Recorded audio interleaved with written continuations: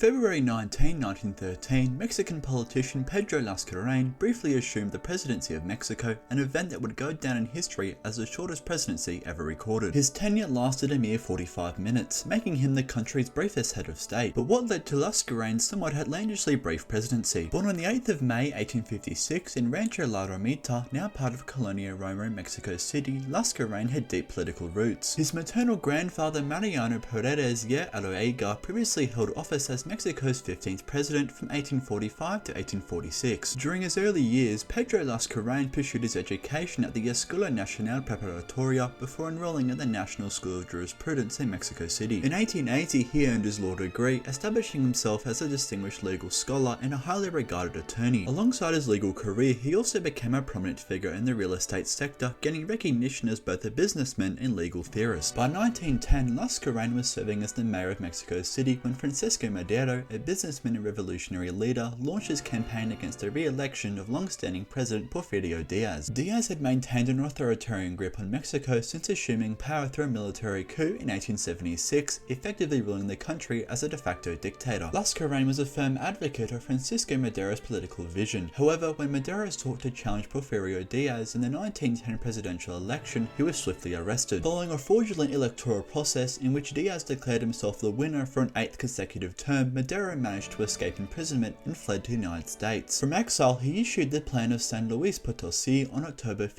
1910, a revolutionary manifesto that called for the overthrow of Diaz's authoritarian regime. This proclamation served as the catalyst for the Mexican Revolution, igniting a nationwide struggle for democratic reform. Madero's revolutionary movement drew the strongest military support from northern Mexico, where access to weapons and financial backing from the United States significantly bolstered his cause. As the conflict intensified, pressure mounted on President Porfirio Diaz. Ultimately, following the signing of the Treaty of Ciudad Juárez, Diaz resigned from office on May 25, 1911, bringing an end to his decades-long rule before going into exile. Following Porfirio Diaz's resignation, Madero was sworn into office on November 6, 1911. Lascuráin subsequently served as Mexico's Secretary of Foreign Affairs on 2 occasions, first from April 10 to December 4, 1912, and again from January 15 to February 19, 1913. Between these appointments, he briefly resumed his role as mayor of Mexico City. However, on February 9, 1913, a violent coup d'etat, later known as the 10 Tragic Days, which was actually 15 days, erupted in an effort to overthrow Madero's government. The uprising, orchestrated by supporters of the old regime with backing from the United States, was led by General Felix Diaz, the nephew of Porfirio Diaz, along with Generals Bernardo Reyes and Manuel Mondragon. The rebellion would ultimately reshape Mexico's political landscape in the days that followed. By February 18, the political crisis in Mexico had reached a turning point. General Victoriano Huerta, the head of the Mexican Federal Army and ostensibly a defender of President Francisco Madero's government, entrusted with controlling a revolt in Mexico City,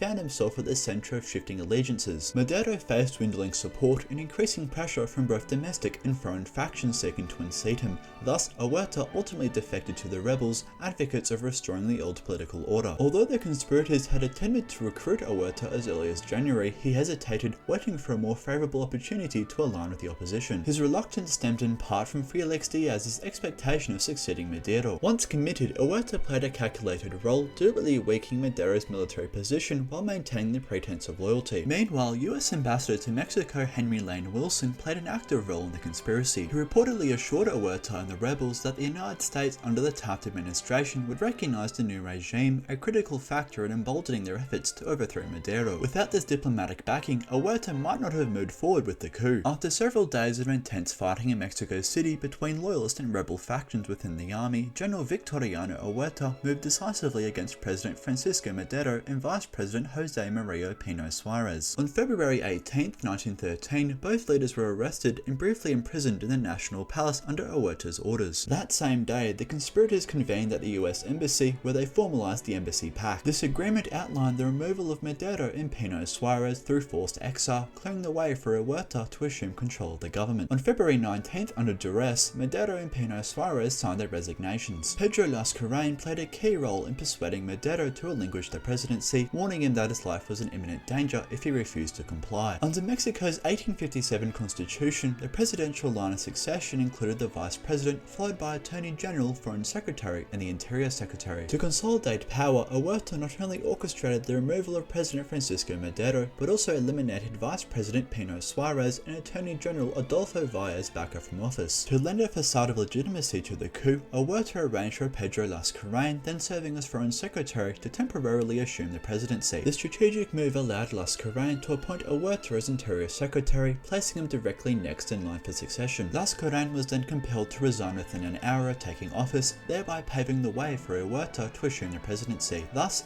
Lascuráin's sole official act as Mexico's leader was to facilitate Huerta's rise to power. As a result, Lascuráin's presidency remains the shortest in history, with estimates of its duration ranging from 15 to 56 minutes. Following the coup, Huerta convened a late-night emergency session of Congress. Surrounded by his armed troops, legislators were pressured into legitimizing his seizure of power. Just days later, on the night of February 22, 1913, Madero and Pino Suarez were removed from the National Palace and transported to prison. Shortly thereafter, both were executed by officers of the Rurales, an act widely believed to have been carried out on Huerta's orders. Following his brief presidency, Lascuráin declined an offer from Huerta to serve in his administration. Instead, he withdrew from politics and resumed his legal career. He later became the director of the Escuela Libre de Derecho, a prestigious conservative law school in Mexico City, a position he held for 16 years. Throughout his tenure, he contributed extensively to the fields of commercial and civil law through numerous publications. Lascuráin passed away on July 21, 1952 at his home in Mexico City, a little over a year after the death of his wife on June 20, 1951. The couple was laid to rest at the Panteón Francés in Mexico City. As for Victoriano Huerta, his rule was likewise short-lived. By July 1914, just 17 months into his presidency, he was forced to resign and flee to Spain following the collapse of the Federal Army. Later, while attempting to conspire with German agents in the United States during World War I, Huerta was arrested in 1915 and died while in US custody.